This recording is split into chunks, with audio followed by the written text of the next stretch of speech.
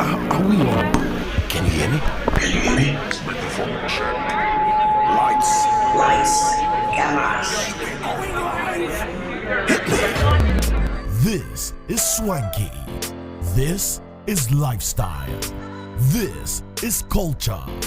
Welcome to the social center of everything culture. Culture Daily.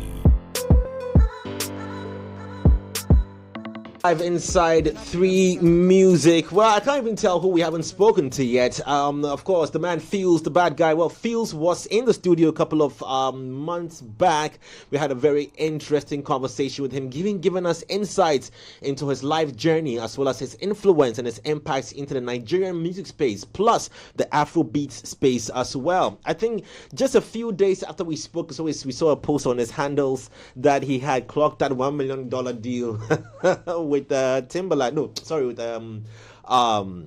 producer. What's the name? Drake. Oh, Drake. Yeah, Dr. Dre. Dr. You know, Dre. And Sierra was like, Sierra was like, the man has changed his house. You should see his house, you see his car. Yeah, money changes people. But anyway, positive, negative, we still take it like that. But talking about people who have had great influence into our space, our culture. So this morning, I'll be introducing one of the legends of our time to you shortly. But before I do that, discover a world of innovation, a world of luxury, a world many of us dream about owning. Now, discover a world of Bang & Olufsen. It's a particularly true brand in the ever-evolving realm of high-end electronics that you might love to own. Now you can find Bang & Olufsen, Accra, Ghana, right here, okay, Accra, capital city, Atlantic Towers, Liberation Road, where each passing day is on the ground floor, by the way, where each passing day, year, month, you name it, drew-worthy new electronic gadgets ranging from home theater, speakers, headphones, TV sets, and soundbar products are released. Bang & Olufsen, like no one else. Now, also, if you just dial star 959 hash, star 959 hash, you just go yourself into the 590 mobile gaming zone, okay? You have to play the game, trust me, you're going to make some good money. And every single day there are different games you can play, from Monday special to Sunday Aseda.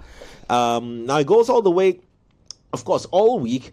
And remember to stake responsibly. It's not for persons below the age of 18. 590 mobile at Dawon Sem. Also, are you ready to get way more back with Betway in this new season? Now, use a golden booking code. You can find this golden booking code on the Betway website and place a risk-free bet between the 25th and 27th of August. Now, when I say a risk-free bet, it means that you are guaranteed 100% back as a free bet up to 50 Ghana cedis if you lose. Get it? Regulated by the Gaming Commission of Ghana. No under 18. Terms and conditions apply. Betway, like they say, bet your way. Now I'll tell you more about what's going to be happening all week at Tunnel Lounge Plus. Brushing your teeth, and it's important. Hold Lenny, take it easy for me. Brushing your teeth, and it's important. Yeah, get out of my life, people. And why you need to do that, right? Courtesy Presidente Cavity Fighter. I'll tell you more about that, and some movies at Silverbird Cinemas. Look, there's a whole lot to tell you. Plus, our guest live in the studio this morning. Now, when this man touched the mic, some of us were not even like thinking of the microphone. That's the first thing. When he touched the microphone and when he started his journey, I don't even think none of us in this room had even considered this space that we're going to be in. Now, they contributed immensely to the culture and the arts, the urban arts in this country that we find ourselves in GH. But this morning as well, we want to talk more about Hip Hop at 50 and, of course, hip hop's influence and culture in our Ghanaian space, because he also played an instrumental role in amplifying the culture in our space. This morning, looking very urban, relaxed. I thought I had to give it to you. The legend himself. B-boy stance. B-boy stance. B-boy stance. Legendary. Bushke. It's in the building, y'all. Presidente. Whoa, like I put up a bit of an emotional quote on my Facebook this morning. I was like, I'm throwing myself back to JSS 1. I'm lying in my bed on, I think, Friday night or Saturday night. I can't remember. Friday night. Friday night, yeah. 8 p.m. Fat Friday. Yeah. Flight Friday. Fat Friday. Can you Fat hear me? Fri- Can you Yeah, hear we me? can hear you. Yeah, We can hear Okay. you. Yeah. Yeah, Fat Friday. Fat Friday. Yeah. I'm lying out in my bed because the radio set was just next to my bed, plugged in, and I'm listening to the Vibe Cafe.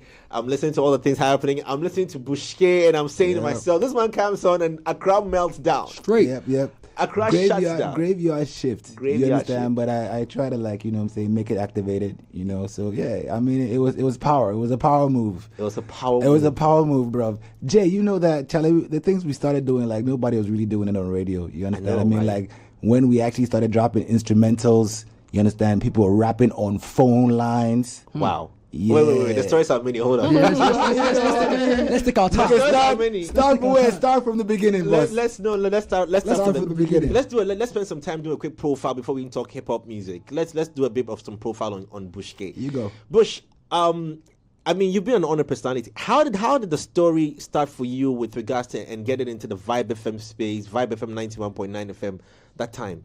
All right, so I gotta say good morning to your fans and everybody who's listening and watching. Came back from university, Maryland, I think it was 98. Okay. Before I went to university, I did some arts with Lintas. I met a friend of mine called Lintas, George. as in the advertising agency Lintas. Yeah, I worked there for like 4 years. Wow. And I met George Brune. Mm-hmm. George Brune created a little record store in Laboni called Groove Records. Groove Records. You understand? So while I was living in Laboni, I did a little bit of arts for him because I do graphic design, I do graffiti, I do caricatures, So I gave him a nice logo. Okay, so hold on. What was it like at that time with... because, I mean, these things you mentioned are elements of hip-hop. Yeah. Pure hip-hop culture. Yep. So, and what kind of records was he selling at his store at that time? Bruv, EPs, LPs. Okay. You understand? Long plays, extended plays. What he would do is because Giles was traveling a lot, Lee Hersey was traveling a lot. Lee Hersey actually was the manager of Groove FM, but that was his part-time gig. He was actually a pilot. So when he goes around his trips around the world, he just brings a bunch of music. And they were packing it up inside Groove Records. Records, yeah. So I went to university, came back, and he's like, yo, the thing has exploded.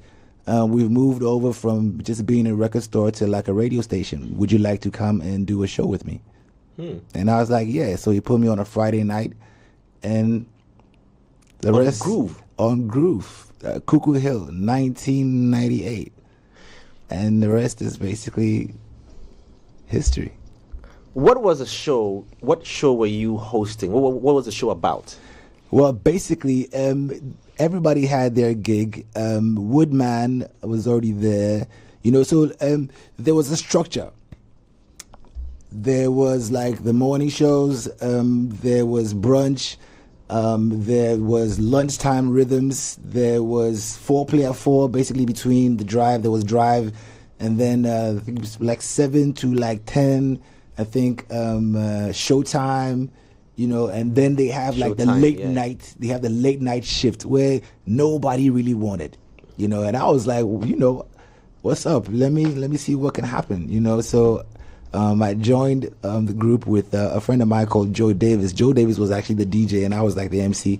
Joe Davis passed away, so it kind of like gave me the opportunity to step into the shoes of controlling the music. So yeah, I did Fat Friday, which is basically like maybe like from 10 to like 2 a.m. in the morning on a Friday night. 10 to 2 a.m. in the morning. And you'd be surprised. You'd be surprised. I mean, like how buzzing the phone lines were. I was really impressed. So that's how I actually started opening up phone lines. I see like people wanted to. So phone lines were not being opened. Nah, it wasn't. It was only like for interviews and maybe like what I'm saying. Maybe they have a show during like drive time and people are doing some commentary. They want to get like a feedback from like the crowd. So I mean, there was not a radio show that was activated for people who were listening that wanted to contribute on a steady level. You get me? So I mean, what year was this? This is like 98, 99. Wow. Yeah. Who gave that? Because I know sometimes these guys, FCA laws and all those things, you want to be very careful. I know. So who gave that authority, or was it a you thing? I don't even know. the guys went to Tama one night and I just freaked out. And they were far away from me, so I mean they couldn't really do nothing. They called me on the show. Hey, what are you doing? I was like, yo, relax. But then, it started generating a lot of like response. It was just an idea that I had. There was a number, there was a phone line for the studio, and I just like one night, a friend of mine sends me a lot of like MP3s. I didn't get MP3s back in the day though, but he used to send me like CDs and stuff like that, instrumentals.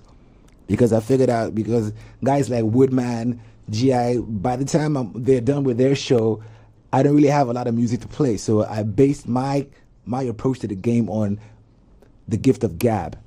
So I was doing a lot more talking. So I needed a lot more instrumentals. I needed beats, and I found out that Charlie, like it's a hip hop crew in Ghana that seems to be slept on. You understand it? And the time was really convenient for them. It's not like we were going like outside. When I say outside, I mean it was not explicit. It was really radio friendly, but it was energy, and it was like new, and it was rich, and it was like people were like, wow, I mean radio has never really turned like this before. Like, can we do it? Is it possible? I was like, yeah, come on, let's try it out. Boom, boom, boom. Jay, the thing just took off, man. Can we say that? Okay, sorry. Radio. Wildfire. Oh no, ladies first. Ladies first. Wildfire. Ladies first. I can see the passion in how you're talking. I mean, when people talk with like their bodies, their emotions, you can tell like you are reminiscing whatever it is. But how did you embody the culture? Because I can tell that even now, several years on, you are still walking in that. I mean, from how you look, your hair, your outfit, how you're talking. How did you embody that culture? So I went to Ridge Church before Achimota.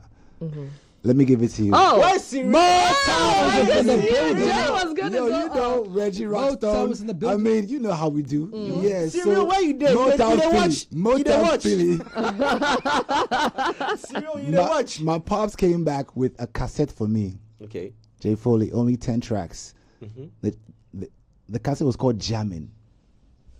And that actually, my pops used to like a lot of music. He likes country music, he likes high life, he has LPs, never really, paid attention. He brought me this cassette, and it was called Jammin'. The first track was My Adidas by Run DMC. The second track was My Radio by LL Cool J. The third track was Rapper's Delight by the Sugar Hill Gang. And that cassette was like a gem. I mean, like if it was not in my boom box, I would put it underneath my pillow. Yeah, because I took it to a party one day and somebody stole it. I can't even... Oh, my days. What? Pops had to go back to London and bring another one.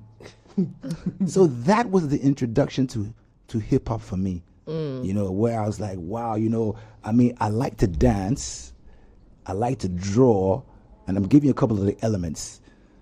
Graffiti, MCing, b-boying, there's a couple of other ones. There are two more. It's the whole 9 yards, the totality. It's the whole 9 yards, sweetie, and I just fell in love with it. He called me sweetie, did you hear? From the giddy up. She's the only baby in the house. What's up with you? Thank you. She know what's up, Let baby. them know. But Tell you know them. what's up. Baby. Mine is still smooth after all I these know, years. right? She's still strong. Yeah, man. So would you say that radio sort of helped amplify released the dragon? It was something, I thought that because I'm an artist, I would maybe jump into something more artistically. I mean, but I did do advertising. I did do logos. Panji's logo, Pigeon Music, I did that. Oh, wow. Oh, nice. I mean, if you know about it. Abib Records, that logo, I did that. So I mean, it was only right for me to get inside music. Because I mean, it's part of me. It's something that I've been in. You can't shy away from. Nah. What was were there any activations, events, and stuff that was happening to promote hip hop in any way at the time before radio? You got onto radio to push this agenda. I think what happened, nothing. The biggest things that actually popped off were maybe stuff that went down at National Theatre. You know, but I'm thinking that was like at the early stages of radio. Recognized. There was no recognized. Thank you very much. There were no platforms. You understand? So Jay, if we're doing this thing, we were doing the thing for the love. We were doing it because there was no social media. Nobody had phones that had cameras, but people still kind of remember. It was like an era that people just can't seem to. If you were a part of that, you just can't forget it. It will be embedded in your memory. Okay. That is how I'm back in Accra, and people like you are still calling me and say, yo, dude, what's up? I think you're essential for this conversation. I mean, because if I didn't make that type of impact on you without any thumbs up and likes and stuff like that means it was probably something that was worthwhile. And you have any setbacks? You know, so I'm just taking a story into the context of a DJ like DJ Abrant here, in the UK, who was also pushing the Afro beats and the Ghanaian music agenda on the radio. What's the station's name again? Capital, right? On Capital. Yeah. Did you have any setbacks from the industry at that time with the kind of music, you know, what hip hop represented, and the fact that I'm sure it's a high life filled space? Yeah. I mean, Charlie, there's a bunch. There's been a bunch of like setbacks. I mean, setbacks keep on coming. You understand what I'm saying? But I'm saying, if it is something that you have set out to do, it's definitely going to be topsy-turvy. I mean, you can't expect it all to flow, you know what I'm saying, as liquidly as you want it to. Though, but yeah, setbacks. I mean, finance was mad. You know, management was like lopsided. You know, I mean, people who didn't understand you could not sell you. Yeah, right. You understand? I mean, like if you say you want to be a brand and they can't figure you out, they're not going to be able to market you. You understand? And I'm just like, I've been that guy. You know what I mean? I don't try to fit into the box because I just don't fit into the box. I'm unorthodox. So means like the thing I had to do is what I do. I'm not playing a role or do you see me like this? This is how I am. The hair, I just did the hair because I used to like my aunt's hair. My aunt, she used to have some hair. You understand? I used to braid her hair when I was a kid. No, straight up. You know, I used to braid her hair. I was like, yo, so what's up? I mean, so after university, I was like, yo, let me just grow my own thing. You know what I mean? And when I was growing hair back in the day, people were like looking at it like, oh my God, like what is this guy doing? But look at it now.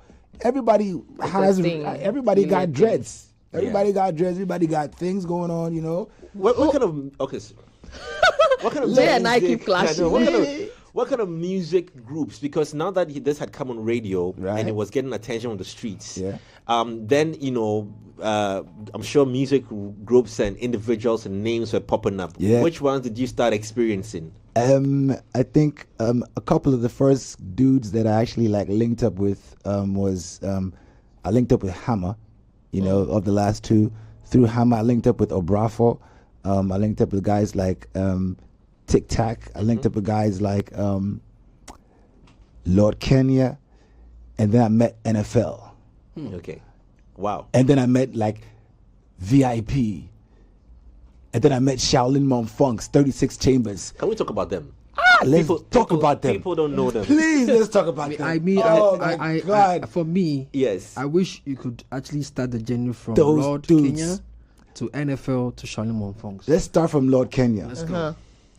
Lord Kenya, incredible dude. Very misinterpreted. Wow. They felt he was too wild. And because I was kind of like on the road to where he was, I kind of like, you understand, I'm speaking metaphorically. Yeah.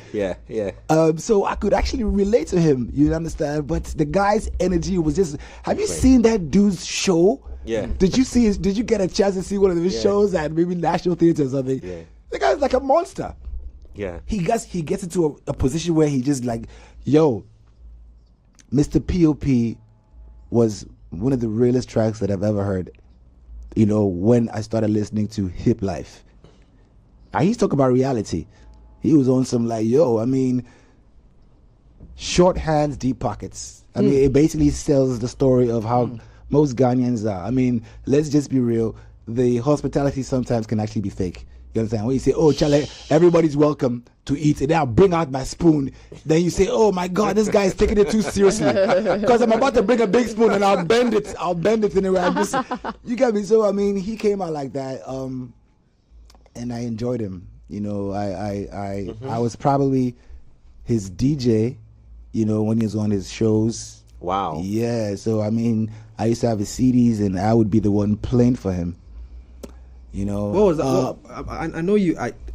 We've heard a lot of stories about Lord Kenya, especially with his stage performance and his antics. Yes, not too long ago, in an interview, he said that these days, what he sees personally, what he sees on the stages these days, are no longer performances because the artists have become very lazy.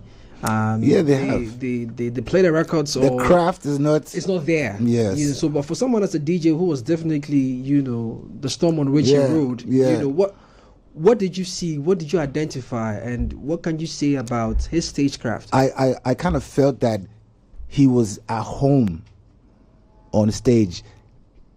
There was some type of connection that he had with the crowd. I mean, I've seen people like Kontihini, you know what I'm saying, do shows. But Charlie, the reaction to Lord Kenya when he steps on the stage was different. I mean, like the fire starts popping off from the back and then it just starts rolling to the front. And by the time you see, you know, this guy, I mean, if there were ways for people to like stage dive, that dude would have dived. That dude would have dived off the stage, man. And like nobody would have caught him too. You know, like, oh my God, what is he doing? No, but yeah, I mean, the connection was there, and I feel like he could actually relate to that connection he had with his audience, right? And that it gives you vim. Yeah. Did it come as a surprise or a shock to you when he, you know, veered off doing what he loved to do, considering that you are referring to him being on stage as being at home? That will hit you because then you feel like this person is really happy doing what they are doing. And all of a sudden they take a break and they don't want to do it anymore. Yep.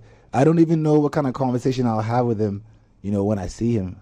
I see him next, because right now he's a pastor and like he doesn't want people to play his music because it was like the old hymn. All right, I mean, I can understand though, but you have to realize that you created a genre, you know, of listenership and adoration for something massive. Way, Charlie, the Kumasi guy. I told me, homeboy and Reggie Rockstone went to Kumasi. Jay Foley, forget it. Bantama, we tore the whole thing up. The show hadn't even started yet. They started following us.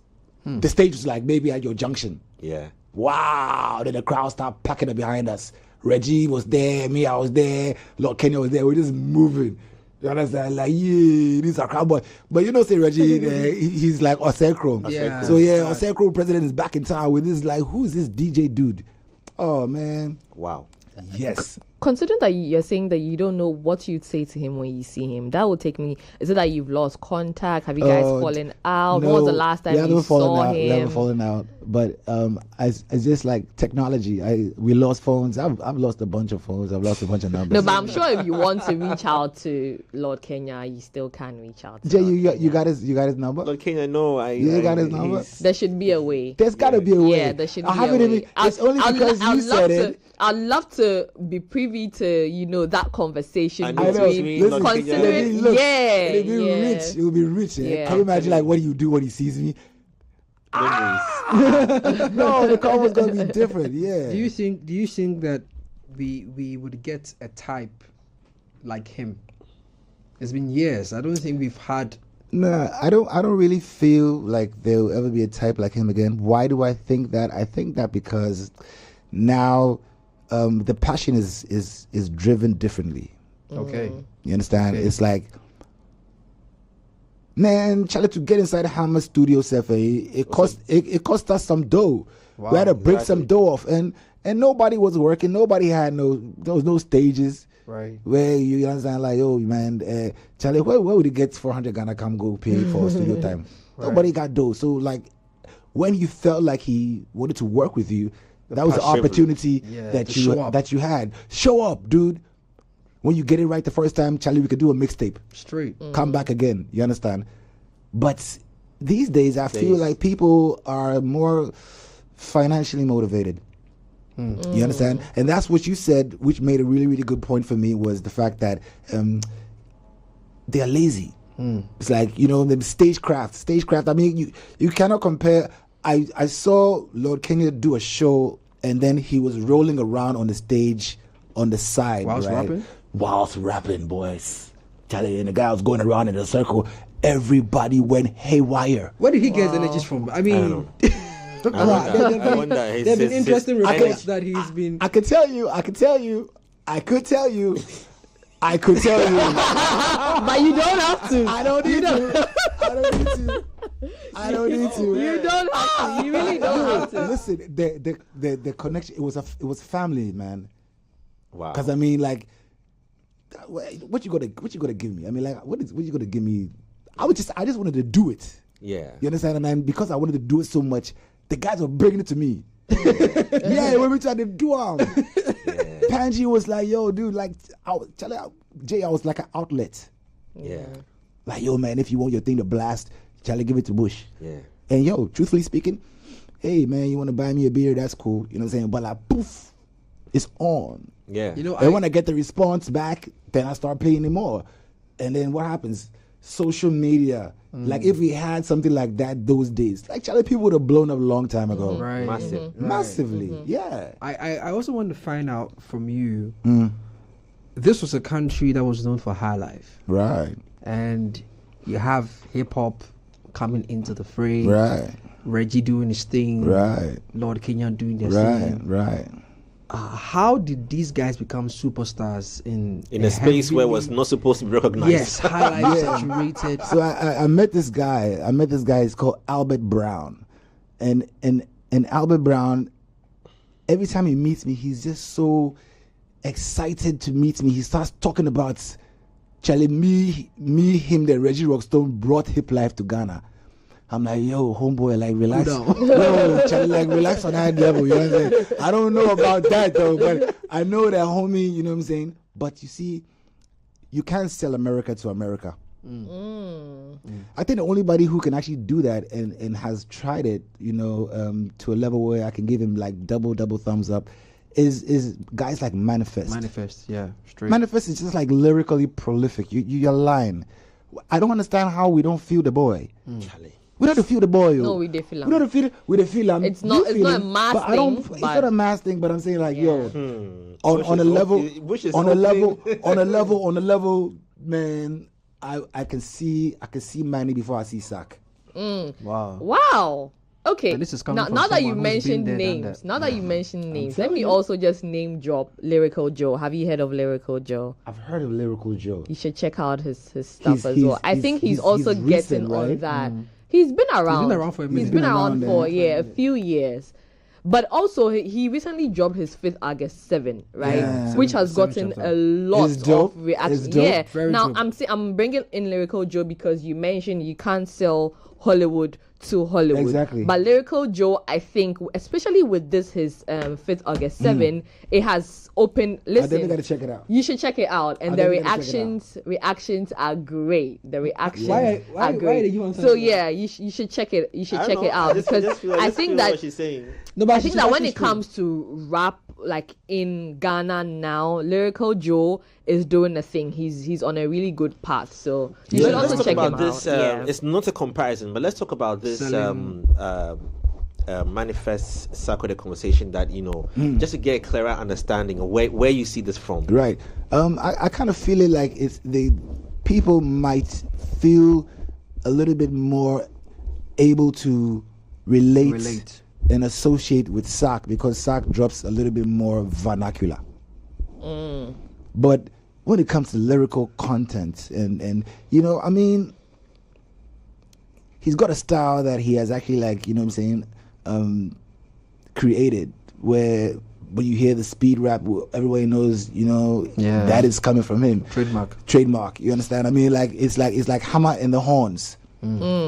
When you hear the horns on hammer beats, there, say, wow, I don't care who's on the beat, this one is going to be a banger. Straight. You get me? But Manny, Charlie, homeboy got punchlines. Like deep, solid thinking. Like, I feel I could sit down and listen to this dude and, like, and I laugh, right? And I see that I'm the only one that heard what he said. Because like nobody actually don't. It gets over the head. I'm trying to figure out like when are we going to reach the place where we can actually accept lyric. Do you think we'll reach there? That's what we should ask. We could, but for you saying this, I think maybe you might be the best person to answer this, because Manifest is obviously not the first rapper to come out from Ghana. Exactly. Okay. And also to rap the way he does, right? Or Henny Savant. Have you heard about that dude? No, I personally haven't. I haven't. What? Okay, he's in the States. Wow. You get it? And wow. back then, in your time, the 90s, I'm sure, hip life became a thing not because of what Reggie was doing, because Reggie was obviously rapping in English, but he had to rap in Twi to also relate. Yeah. Triglish. To relate to the masses. So you don't think the disconnect has started from that time? That is exactly where it started from. That is exactly where it started because from. I don't feel like the disconnect. To put Sack and Manifest. I mean, we should be able to put Sack and Manifest on the same pedestal, but unfortunately, like you said, because Sack appeals to a more mass market, which obviously responds to the vernacular, he's seen a particular light, right? Compared to, but I'm also looking at from your time, even from the NFL, Charlie Monfonks and all those things, most of these guys were rapping in English, but they had the likes of Lord Kenya or Bradford or Chame Kwame rapping in Twi, and they became more popular. Today if you ask a Gen Z today who perhaps may have been introduced to hip life, the names they're going to mention are Chame Kwame, a Bradford, maybe a Lord Kenya. They might not even think about Charlie, unless we come to tell them about Charlie Monfonks or anything. Which we would. They're not going to do that. So I would really want to know the disconnect from where you were and what we see now. Like I said, I'm thinking, like when Reggie hit on the scene, it was the first couple of times that people, actually heard, vernacular on some solid beats. You get me? I mean, because everybody was trying to like, okay, well, it's hip hop in Ghana, so let's see how we also can sound hip hop ish. Okay, you feel me? But Reggie, I think he saw what the thing was. He's already into hip hop already, so I mean the whole ensemble, break dancing, and he was there. So I think he was trying to find a way to make our approach to the music, which has become worldwide, accessible and acceptable to us, where we can go out there and we can start chanting lyrics in our own language. And I mean, like, if you look at people like Isoba, is on another planet. But when Isoba goes, when he goes to Switzerland, Charlie, go and see the crowd. Yeah. They're all white people, and they're singing the guy's songs like they know the language. Same as Viala. Yeah. Causing drama. so yeah, I mean, I guess it's like right now we those were the people that made what we're doing right now. They made us proud to step out on stages, you know what I'm saying, and hold down auditoriums and kill Wembley. You understand? Charlie, like, Charlie, Ghana to the world type of thing. Yeah. But, okay, so okay. I have so many questions in my head. He's down with the Lord Kenya chapter, so you can maybe. I have so many questions. I don't know which one where to not to create a disconnect or switch to. Maybe just because you mentioned Charlie Monfonk. Now, I really want us to come to that group because it was also a strong hip hop group. And the history, if you just mind telling us a bit about them. Those I feel we've never given them their flowers, like in this country. No, never, man. I don't even understand. No platform has really spoken. I call them 36 Chambers because I can relate to them like Wu-Tang Clan. Yes. Those dudes are like the Wu-Tang Clans of Ghana. And they were from the ghetto. And just their presence was just hip hop. Like they were the essence of hip hop in the hood. Like everybody in that neighborhood just seemed to feel their vibe. Very, very sellable, but they were not getting as much attention as other people were. Why? Is it because they were not commercial? Or, like I said earlier in our conversation, did we not understand them? Which is very possible. So we cannot market them and relate. You understand? What could they have birthed for us had we given a group like Charlie Monfong the attention that they needed? What could have happened? Because we chose the Reggie Rockstone route. And the Reggie Rockstone route didn't really for me, it didn't take me where I wanted it to take me to. Because I mean, love to the man, you understand? He's my OG. But I'm saying, I mean, people like Reggie has Casa Records. Okay. And truthfully speaking, bro, nothing has come out of Casa Records.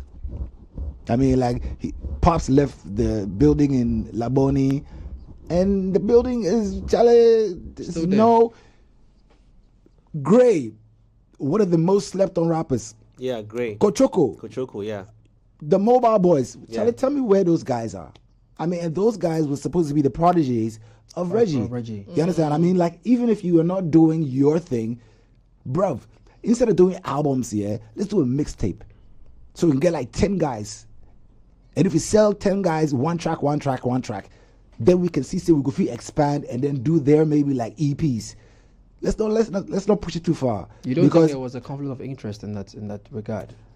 I think there was, but I just feel because Reggie was some obviously people on a journey to push himself, maybe brand. Yeah, and sometimes people get, like I said, I mean, I'm not saying he was threatened, but when the water starts doing some way, people will be like, oh, this guy, Charlie, relax, I didn't come, man. But we still have that problem now. Yeah, that's what I'm saying. Where artists managing other artists is a problem. I go right, even right now. Yes. You know how the whole Samini Stoneboy thing even went Yes. off where your man. There are so many examples. They're both doing their thing, Yeah. and they're doing their thing good. But just oh wow, why could they have not done it together? I think it could have saved money. You understand? It would have brought a lot of quality. You understand, to the page. Let's go to NFL. Eddie not for long. Not for long. Oh, really? I told him he got pissed. Pissed off. Well, they're likely to be guests on the show Funk later Lords. on. Not Good one. Native Funk Lords, please. Yes, let's get it right. Funk Lords. Native Yeah. Funk Lords. Let's get it right. The names at that time were so Hip-hop-ish. Yeah, Truly hip-hop-ish. hip-hop-ish. Yeah, Native Funk Lords. Let's talk about NFL. So I feel it was the era when we were listening to Brand Nubians, we're listening to Digital Underground, we're listening to A Tribe Called Quest, we're listening to Money Love. You understand? So everything was Afrocentric. We're wearing the medallions with the Ghana signs, with the leather. We go buy them for the Accra market there. Hard. He rock two, and it's you're on it, man. What are you saying?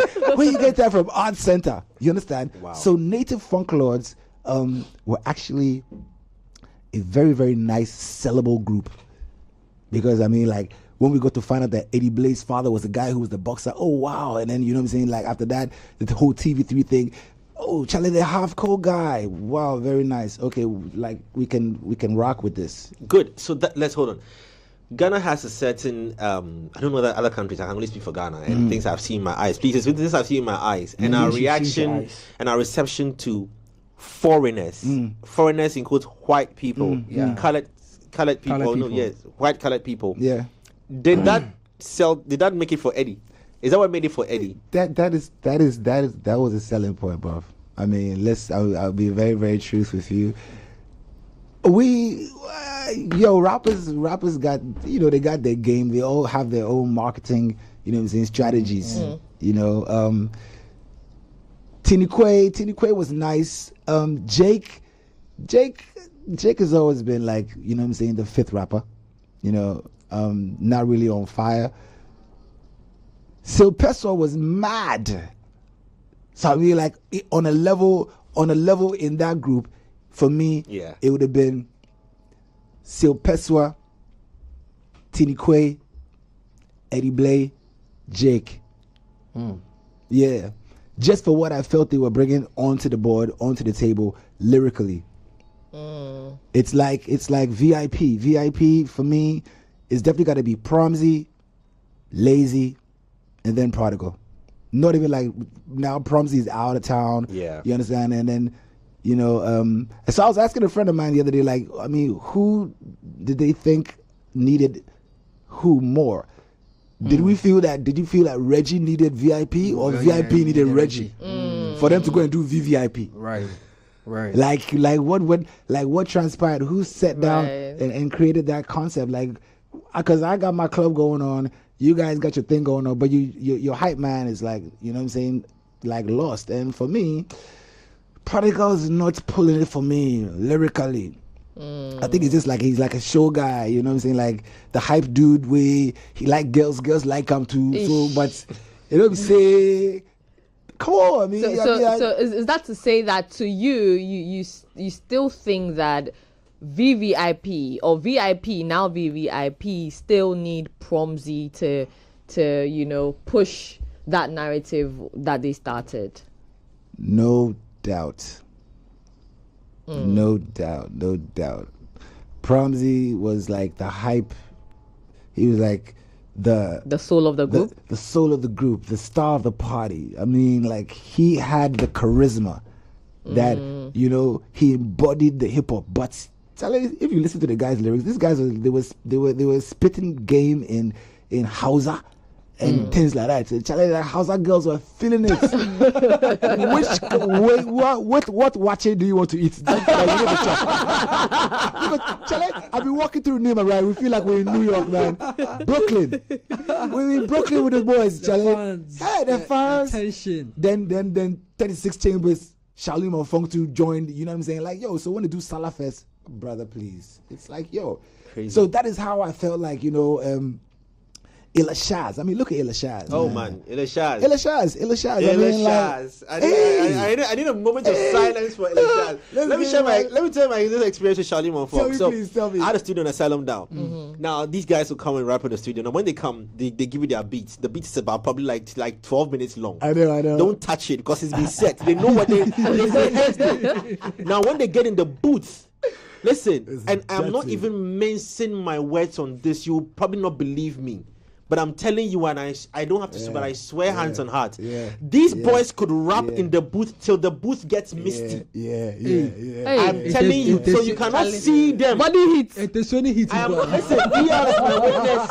EL is my witness. I feel you. Yo, EL is my witness. We saw this with our own two eyes. They would rap in the booth, close the door.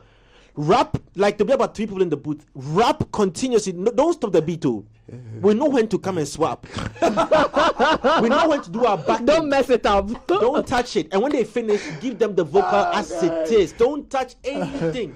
And they'll rap till the booth is misty. It's just, you can't see. And you see, and when they come, they come dressed hip hop head to toe. Guys, man, Timbs, man. The baggy jeans.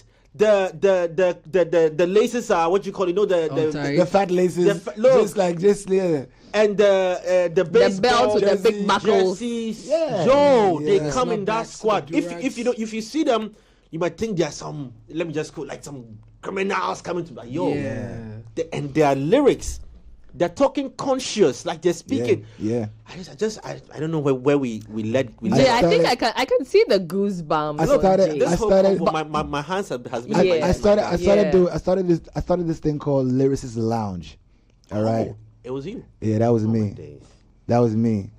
That actually morphed into Bless the Mic. But okay. Well, this is a good conversation. Let's let it all out. Lyricist Lounge. I think the first time that I did the show, I started doing it with Nase, otherwise known as Spider-Man, Kwekwe Nancy. He used to bring my beats. The time was at Groove FM, so I'm linking all the stories together. And then we did it at Bus Stop, next stop upstairs. Charlie, Illa Shaz, no way. He's like this. Hey, what is going on? Hey, aggressive. Wow. You see, now that is the difference between those times and now. The energy. That aggression, that hungriness. Nobody get producer, nobody get manager. We're outside though. Inshallah and vibes. Sure. And girl. She's joking. So I mean, like I see what they do. Trigmatic. Was I gave him a mic. before he even started busting lyrics, before he even jumped off Vibe FM, upstairs, I say, yo, yo, run it. So Trigmatic used to come to Hash Studios where Hammer used to work. Okay, and then did he get into the studio or you're standing outside? Check this out. Trig, you kill me for this about Trig. You know, you're my brother, Trig, bro. You love Trig. So Trig will come. Trig will try and just try to get Hammer's attention. Shushu made his so much favorite piece, and then one time that he got a chance to rap to Hammer, guess what?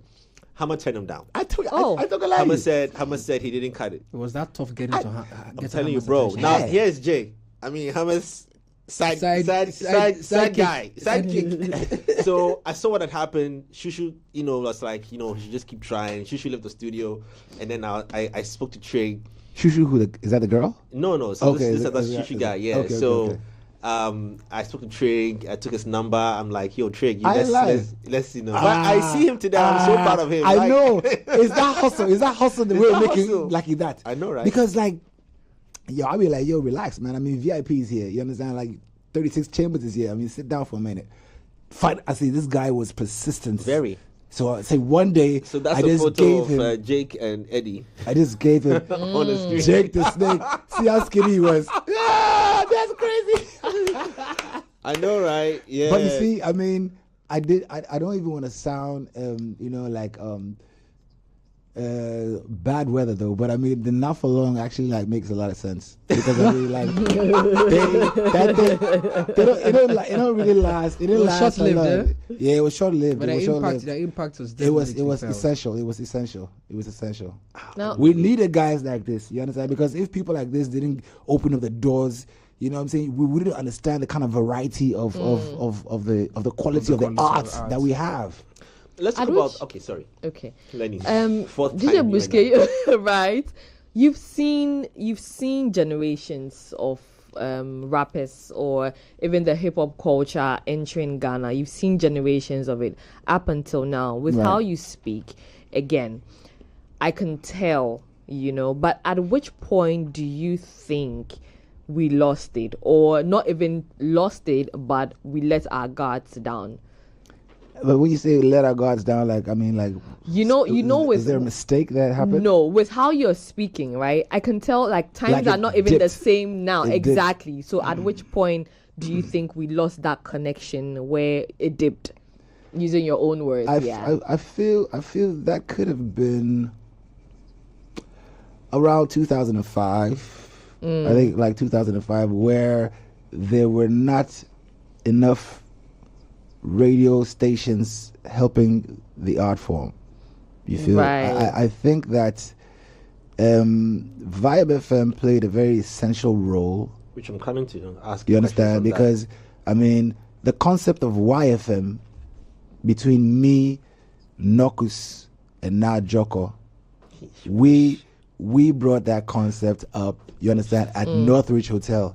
You can ask Nokus. They came to me. I'm working at Lintas. I do creative concepts. You understand? Listen, we need an idea. We've got this franchise going on. Can you help us create it? I'm like, yeah. See, so between the time where we lost Vibe FM, there was no platforms for boys to come out and, do their fill thing. The space. It just kind of it kind of dipped. Yeah. The game fell off. I don't know what happened. When did we even start getting mobile phones that took pictures? Yeah, you get me? And then we started doing it again. Let's talk about the Vibe Street Carnival. Now going into the event space. Just before you do that, let me quickly read this out for our Calabash Color Festival patrons. So experience the magic of Ghana's vibrant colors like never before, from the enchanting green forest to the mesmerizing blue oceans. Immerse yourself in one-of-a-kind celebration with shades of color powder. Join us in the spirit of unity and celebration at the Calabash Color Festival on September 9 at the Untamed Empire from 12 p.m. It's an unforgettable fusion of music, tantalizing food, refreshing drinks, and a kaleidoscope of colors that would ignite your soul. Don't miss this vibrant affair where Mr. Drew, Sifa, Kwamina MP, Dope Nation, and other artists will treat us to enchanting musical performances. Hurry and get your tickets now at Frankie's inside Oxford Street, Osu, Poke House inside Airport, Front Back Yaniba Estates, and of course Nalem Clothing inside Accra Mall. Or simply dial *711 *44# to secure your spot at the most colorful celebration in Ghana. And let me also add on to it, for those of you who are listening to us live on Plus 89.9 FM, it's 10 o'clock. We'll be coming to a close on your side. But if the conversation still interests you, jump onto our socials. Facebook, we're streaming live on there right now, as well as YouTube, as we extend this conversation with legendary Bushke. Now, this one, the love is crazy. Big shout out to my brother Larry. Larry's up inside CMG, that's Class Media Group. Big shout out to you, bro. I know I owe you one. Yeah, that's Larry Bolsey. Yeah. I put Larry. Ask Larry. Tell Larry. Yo, tell Jay the story, man. He's locked on. He's tell Jay the story. A message right now. Also, I mean, DJ Ashman, shouts going out to you. He's just moved by the stories. Natalia Ando. Natalia pulled this off. I don't know what she told. I had a convo with her yesterday. She says, Jay, Bush will give you the stories you need to hear. Big shout going out to all of them. So now let's come back to the activations. Now, I mentioned Vibe Street Carnival. Let's talk about the euphoria around it and what it could have been for us, what it brought to us, for those who remember Oxford Street and even the culture of Oxford Street as well. Yeah. In contribution to hip-hop. Vibe Carnival was an explosion. Jay, listen to the way my voice sounds changing. Now all of a sudden, like, I know because I used to go to the Notting Hill Carnival before and I've seen what they do, you understand? I mean, so when you see people come out with their outrageous outfits, you know, and then all of a sudden we can pack a party.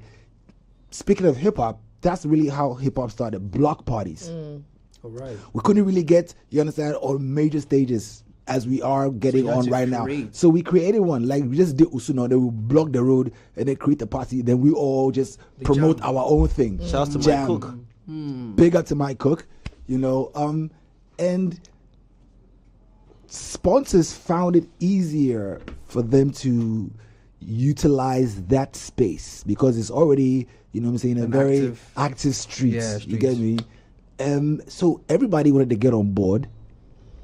The artists were there. Stage, I can't really say that we were doing the best stages back then. Yeah, one broke, I think. Wait, what? One broke, I think. One broke, yeah, right? Broke. I think who did it? It was I think it was Reggie or Brad. One of them went on the stage and the stage broke. Hey, it was a lot of Frankies.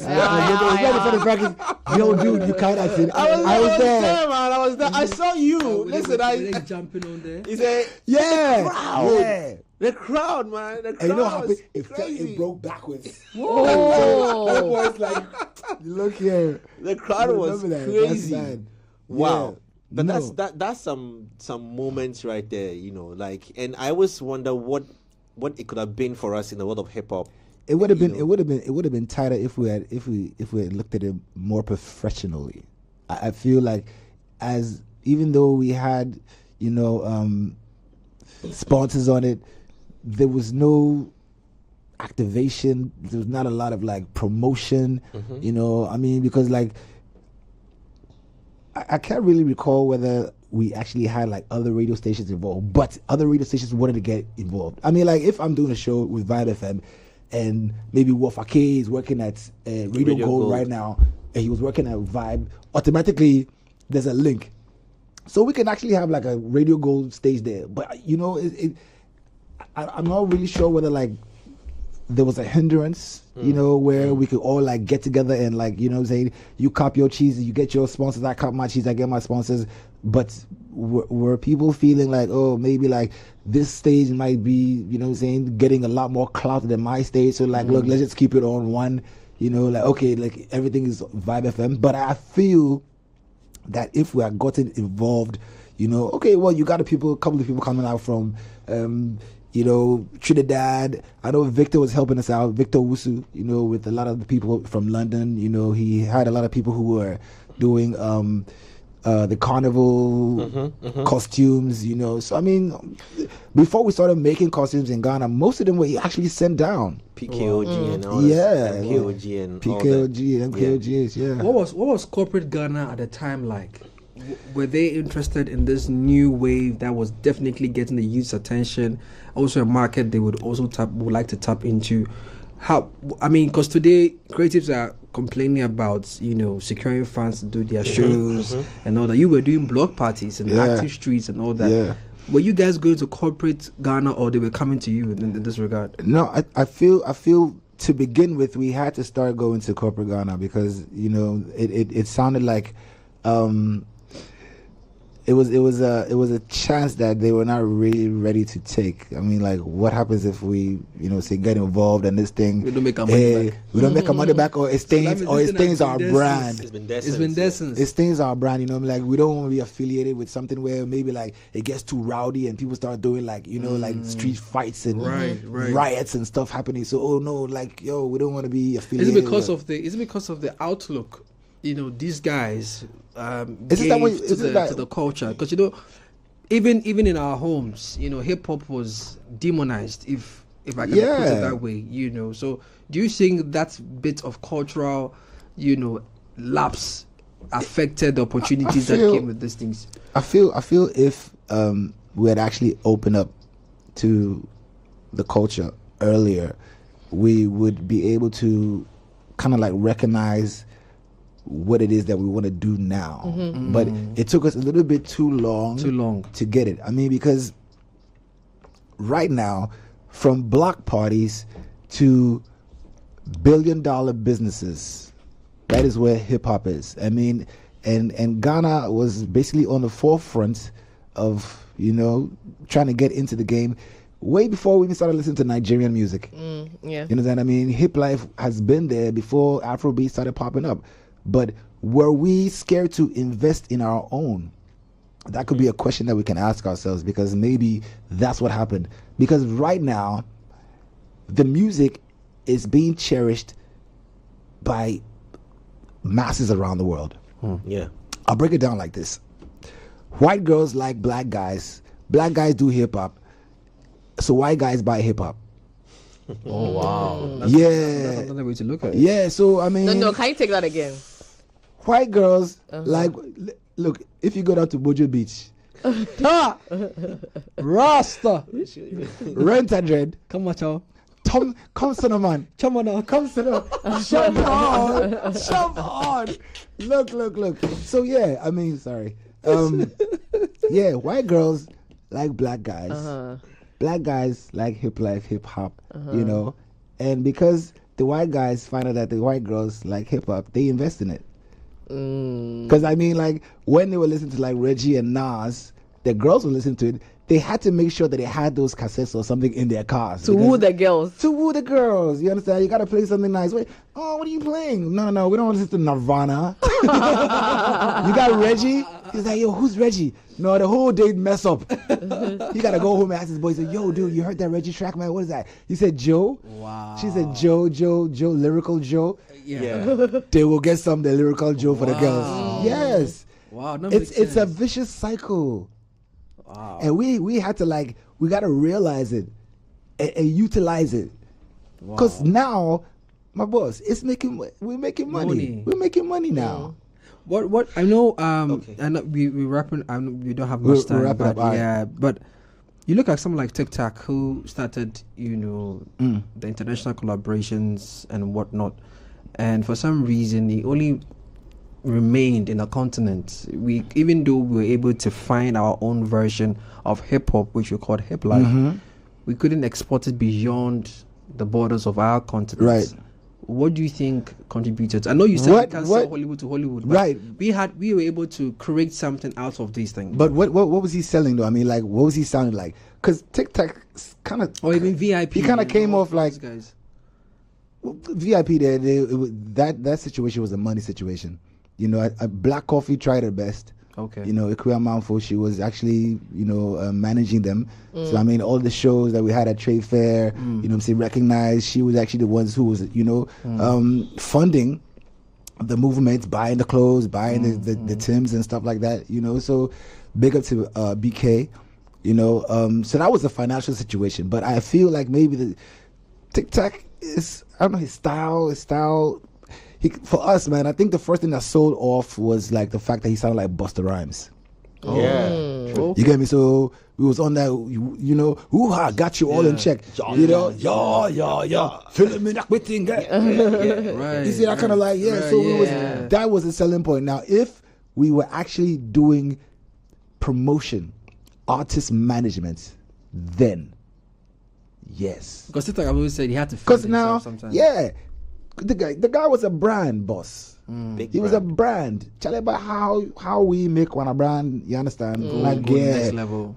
And then, you know, if you can't reach there, no, you just make it die. we have to wait just a minute. But Let's go. Let me drop this in real quickly. You got me jumping. Bush, I mean, the reactions are crazy. Let me just touch down real quickly on nightlife at that time. What was the nightlife? What were the active centers, the places to go to, the joints that brought people together? You know, my producer is asking me to wrap up, but I'm just Cottage and next door, next stop. Yeah, next stop. Glenn's, Matador, Boomerang, Dolly's, Boomerang. Oh yeah, we go to Dolly's for the Lebanese girls. Yeah, we park outside. We park outside and play some nice music, and they be dropping. Yeah, sharp. Yeah, Boomerang, man. You know, like Ghanaian music. Nightlife. Nightlife. You remember that song, Nightlife in the crowd. Capital ACCRA. Hey. The video was shot at Harry's Accords place. Oh my day. Yes, boss. Wow. Nah, this is dope. Look, salute. We need to bring him back. And the conversation is not done. And we're not even like halfway done. No. There's a lot to do. Wow. Yeah, I mean, I really wanted to go deeper into the music of the time and the era and all that. We're going to get there. Yeah, we'll get there. I Part think two. we definitely owe our fans and listeners a recap on this conversation. But El Presidente, Bush, thank you so much on such short notice. You know what happened? A friend of mine had something for me to do, and I was like, whoa, dilemma. Yeah, I know. But I did it for him, though. But I had to leave real early. You understand? Yeah. Because I was coming from some far place. Thank you. Practice place, and then Thank you. It's been a pleasure, my man. It's been a pleasure. It's great, and I'm personally honored because, like I said, for me to you, it's an emotional moment for me because I looking at where I'm coming from and listening to the guy on radio and aspiring to be like him. You know, over 25 years down the line. You're still upstairs. At the Osu. Same place. Yeah. So I mean, Bush, we're gonna have this. This is definitely a second conversation. We're gonna have it definitely. And listeners, thank you so much for tuning in. Don't forget, this podcast will be on YouTube. Check it out tonight. Okay, we uploaded on our 3 Music YouTube channel. Plus, repeat at 10 p.m. Send me the links. Yeah, definitely we'll do that. And big shouts going out to KGPM, to PM. I know he's tuned in. AKA Leslie O'Kine. Yes, he's also tuned in and watching. Thank you so much. I'll back at same time tomorrow. It's still a hip hop conversation for us from now to the end of the month. Plus our Sexual Health Awareness Month as well. All this lined up on 3 Music's Culture Daily. It's Jay, Olele, and I nearly said Serial. Serial is in Ghost, but and Lenny. Yeah, Serial.